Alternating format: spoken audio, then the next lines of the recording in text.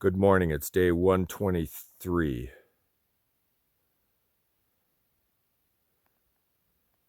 Sayad Valley is down in there somewhere. Mount Shasta coming into view.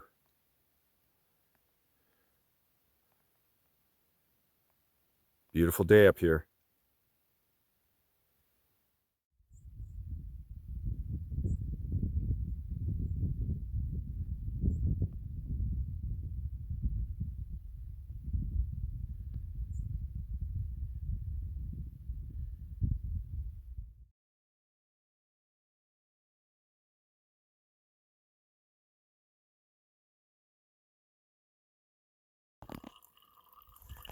Here I'm at a pipe spring,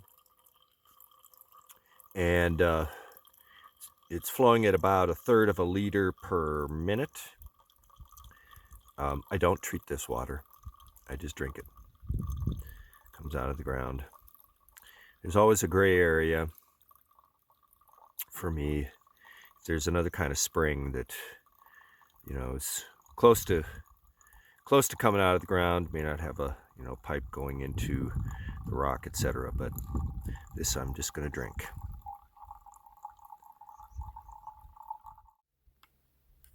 I'm looking down on Sayad Valley. The trail, I don't know, comes down here somewhere. Hits this road, as you can see. Goes out that way.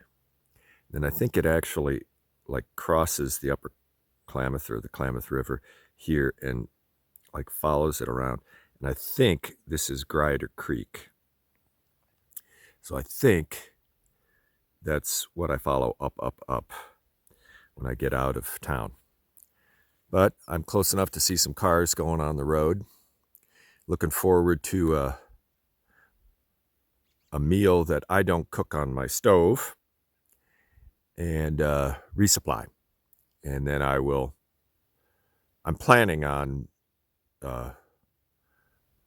getting a few miles done going up the mountain here. That's the plan. Let's see what happens. Oh, you can kind of see the smoke layer too.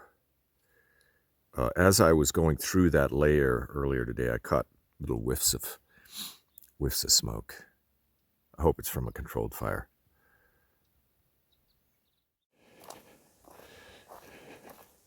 This is a little bit of a diversion from hiking. But being a retired military guy, I want to comment on a couple things. It's been, 3 weeks now, I think, from the time that I'm recording this since the Israel-Hamas war began. When I was last in town, I had a couple conversations with people, and they would talk about, the rocket attacks of Hamas against Israel. And this is that's their impression of what's happening or what happened, which, based on the first report, it's the one that stuck in their minds that they can't get out of. The rocket attacks, it's quite clear now, at least to me, the rocket attacks were simply a diversion, make a lot of noise. The real operation from Hamas was the ground incursion across the border into Israel. A couple of the other conversations, people were talking about, this needs to wrap up very soon. I have very little hope for that. But let me digress a little bit back. From Hamas's standpoint, this was a stunning success. They had deeply penetrated the understanding of the Israeli defenses, such that the time phasing of the operation was brilliant. And how they maintained the security of this against Israel's intelligence capabilities is nothing short of jaw-dropping to me, because there literally had to have been hundreds, if not thousands of people in Hamas who knew about this, knew the details of, shall we say, the fragmentary orders that this unit, this cell is going to have this objective to take out. I mean, it may be simply a detection node, an automatic, remotely operated gun emplacement. I think there's also a misunderstanding of the Israeli attitude towards what has happened here. And what I would liken it to is if America on December 7th, 1941, not only suffered an attack against our Navy,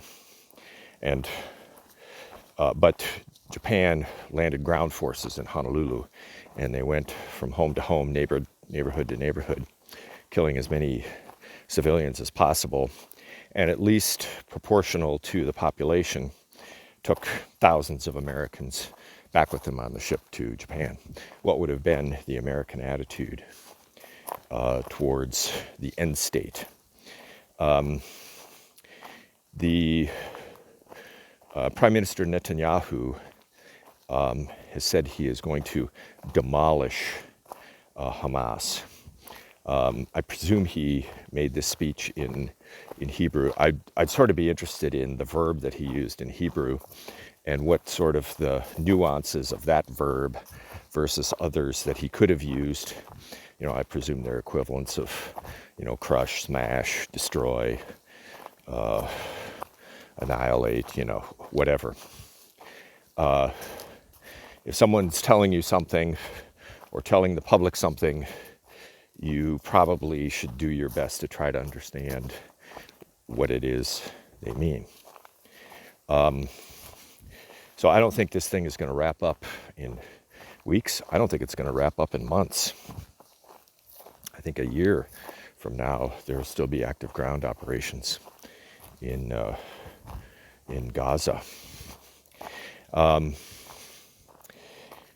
And obviously Hamas, succeeded. They themselves were not going to overrun Israel, but their objective undoubtedly is to roil things up enough so that others come in and attack Israel as well. Usually these kinds of theories that, hey, we'll just conduct some operations and then our friends will come in and then ultimately we'll succeed. Normally, this doesn't work out this way at all. Occasionally it does in history, but usually it doesn't. From Israel's standpoint, it seems to me that they probably do really need to demolish Hamas, and that is, it is an existential fight from the Israeli standpoint. At the end of the day, Hamas is going to be in charge of Gaza, or the state of Israel will exist, but not both. One or the other. All in. And if they don't do that, then Hamas will just do it again. And, go across the border and kill people in their homes. And Hezbollah will take this as a lesson from Lebanon and the PA in the West Bank as well. So I expect this to go on a long time. Read a very interesting analysis comparing the U.S. experience in Fallujah in Iraq. When the Marines were sent to go in, they estimated it would take them 3 months to clear out 10,000 ISIS fighters from Fallujah. The first time they did it. Took them 9 months. A lot of dead Marines. against 10,000 ISIS fighters. Now, what most people don't realize is ISIS was largely a foreign fighting force. Indonesians, Malaysians, Chechens, Brits, people from all over the place. People who in Fallujah stuck out like a sore thumb, who didn't necessarily have a deep, deep affinity with the local population. Either way. The analysis went on to say the estimate of the number of Hamas fighters and PIJ, Palestinian Islamic Jihad, who is also involved, is 40,000 in Gaza. 4 times as many. These are people who are not foreigners. Grandma lives in the apartment block across the street. My aunt lives just down the street. I went to the school 2 blocks away. These are people who are deeply, deeply embedded. And urban operations are incredibly ugly, incredibly messy. We've all seen pictures, and all remember pictures of our troops, kicking down doors. It's kind of what you got to do. How do you know who these Hamas and PIJ fighters are? It's not like they're wearing a uniform. It's not like they just show up and it's a pitched battle. Not in an urban environment like this. And then, of course, a lot has been made in the media already about the extensive underground tunnel network from which they can move from one area to another, pop up behind whatever lines the IDF comes up with. But I expect this to be very, very ugly and go on for a long time. What the end state is, it's hard to say. Anyway, these are the things I'm thinking about, not just the beautiful fall colors. I'm thinking about a guy I saw once again. I've met him several times this year. He's an IDF reservist. Just finished his initial tour of active duty.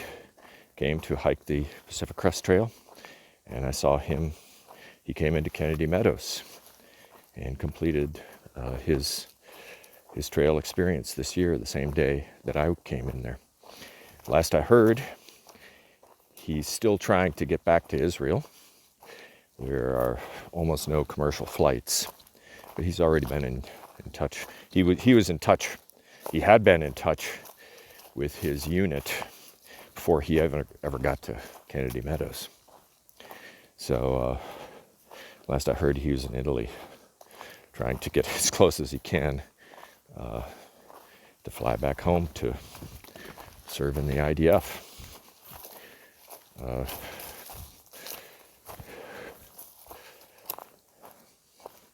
wish him well. That's enough.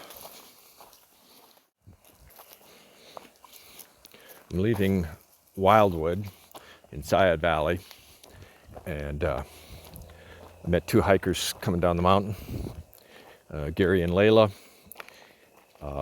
aka Cheeseburger, and Mama Bear, who were slack packing their daughter and her daughter's friend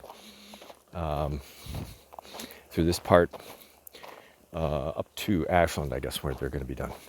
Anyway, they invited me into their lodge room with its kitchenette and made me spaghetti lunch with all the fixings and veggies, and so satisfied my hiker hunger better than I could have at the cafe. And Gary ran me down to the general store where I